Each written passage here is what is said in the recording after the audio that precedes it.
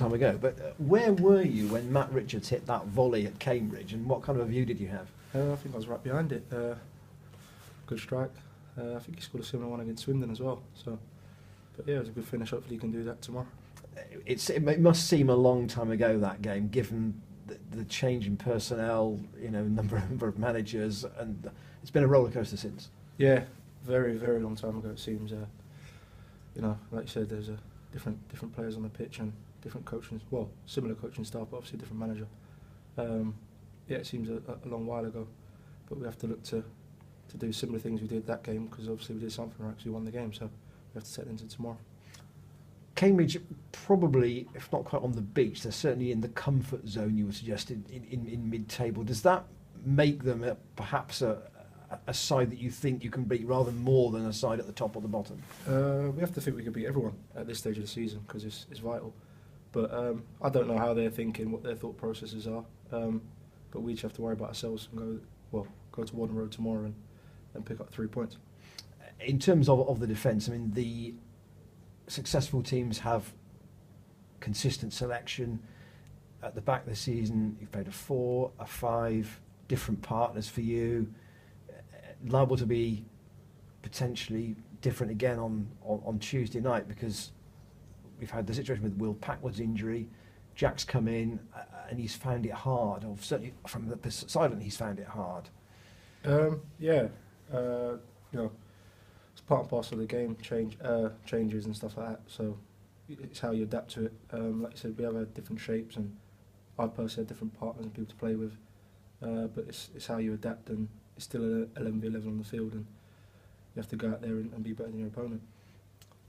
And here's an old phrase that a manager once said to me: 8 players can carry 3, but 3 can't carry 8. And in a sense, you need at least 8 players to be 7 out of 10 or better, don't you, now, for the very last 4 matches? Yeah, you're only as strong as your weakest link, really. I think that applies around the pitch, and like you said, you need everyone to be 7, 8 out of 10 for us to pick up serious, crucial points and kick on. When Durrell's goal went in on Saturday, did you think that might be a turning point in the season? Because against the side towards the top, hadn't had an awful lot of joy in front of goal. Suddenly he slams one in from the edge of the area. That sometimes can just kick-start teams, can't it? Yeah, it was very disappointing to concede so soon after. I think everyone was surprised that Durrell scored in the first place, but when that did go in, it was a good vibe for a short period of time, which was disappointing. But we have to look to tomorrow night, and hopefully we can score more than one and win the game.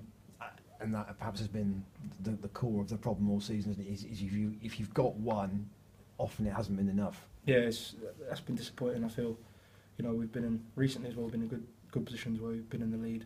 What's been happening for quite a while, where we've been in the lead and haven't won the game.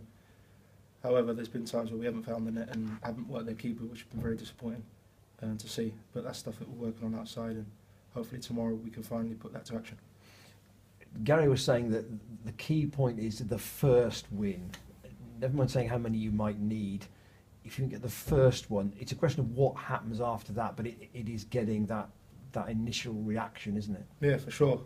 That winning feeling, that winning mentality, it's not easy to find, but once you've got it, it's a good feeling, and that's what we have to do. We have to win the game tomorrow night, and obviously from then we'll automatically pick up confidence and hopefully kick on and pick up the points that we need.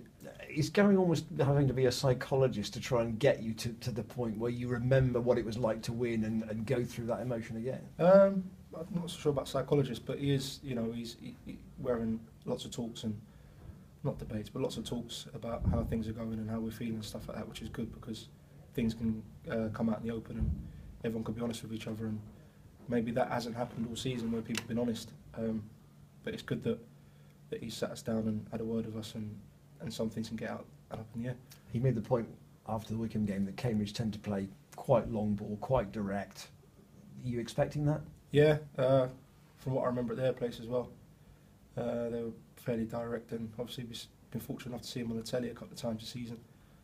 I think they had a heavy defeat earlier on, and obviously against Manchester United, but they will go direct, which is not too dissimilar to what we've had recently with York and Stevenage, so hopefully we're well equipped to deal with that. Right, lovely.